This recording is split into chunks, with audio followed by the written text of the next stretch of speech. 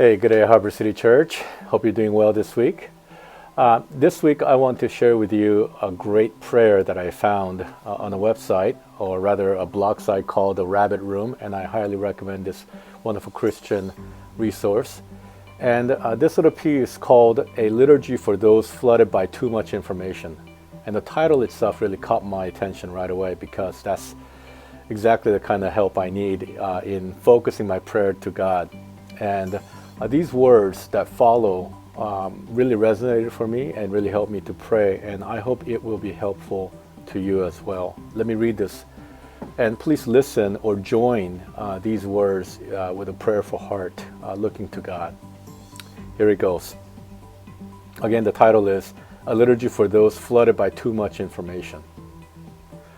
In a world so wired and interconnected, our anxious hearts are pummeled by an endless barrage of troubling news.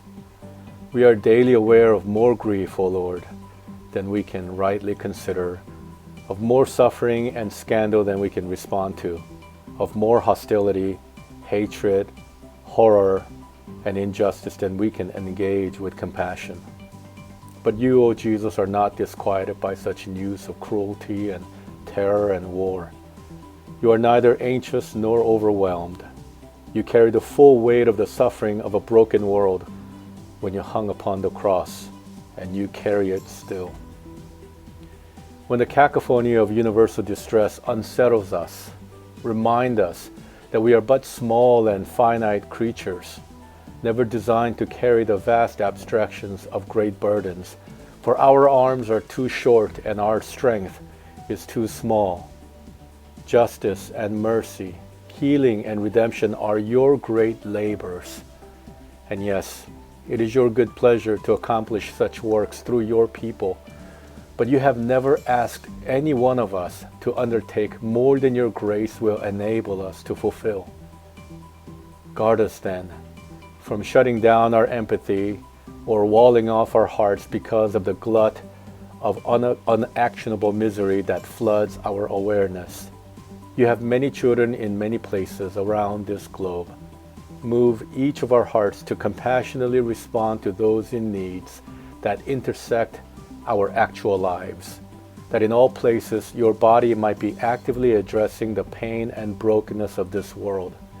Each of us liberated and empowered by your Spirit to fulfill the small part of your redemptive work assigned to us. Give us discernment in the face of troubling news reports.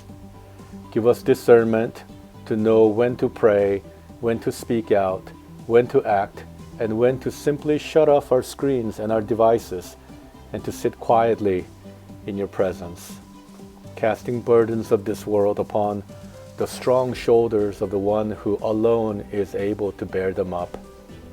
Amen.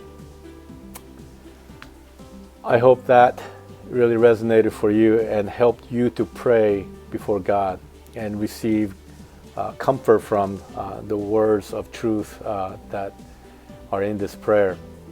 This week I also want to challenge you or to recommend, highly recommend that you participate in a time of really focused prayer on your own, because TGC, the Gospel Coalition, has put together this time called a Night of Lament for Racial Justice.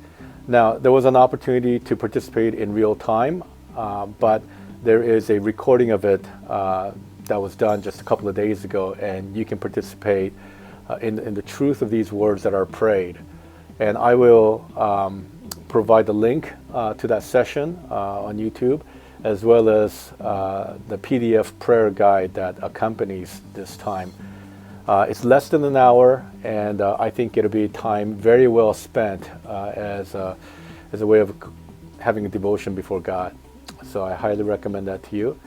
I also want to remind you that this coming Sunday we are starting a brand new series. It's going to be a short series, maybe about anywhere between 4 to 6 messages. Not completed the series just yet, but we are starting off with a careful look at the image of God and what that means for all of human race.